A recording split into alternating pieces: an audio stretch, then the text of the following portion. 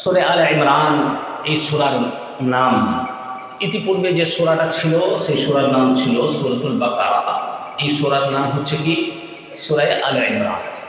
নামটাও আমাদেরকে জেনে রাখতে হবে, কারণ হচ্ছে নামকরণের সার্থকতা এগুলো জেনে রাখা দরকার।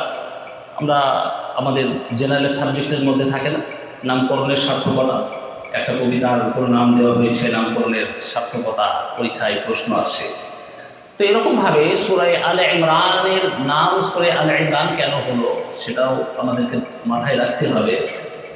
সেটা হচ্ছে ইমরান ছিলেন হযরতে মারিয়ামের আব্বার নাম। হযরত ঈসা আলা নবিয়িনা ওয়া আলাইহিস সালাতু ওয়াস সালামের মা হচ্ছেন হযরতে মারিয়াম। হযরতে মারিয়ামের আব্বার নাম ছিল ইমরান।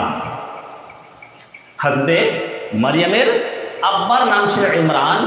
আলে ইমরান মানে হচ্ছে ইমরানের বংশধর।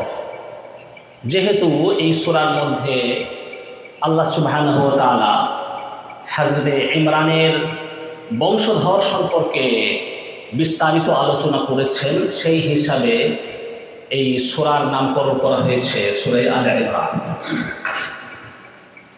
এই সূরার মধ্যে আরও অনেক বিষয় বর্ণিত হয়েছে, তার মধ্যে একটা অংশ, the important part of this সূরা, এই সূরার একটা গুরুত্বপূর্ণ অংশ, সেটা হচ্ছে ইমরানের বংশধর সম্পর্কে এখানে আলোচনা করা হয়েছে।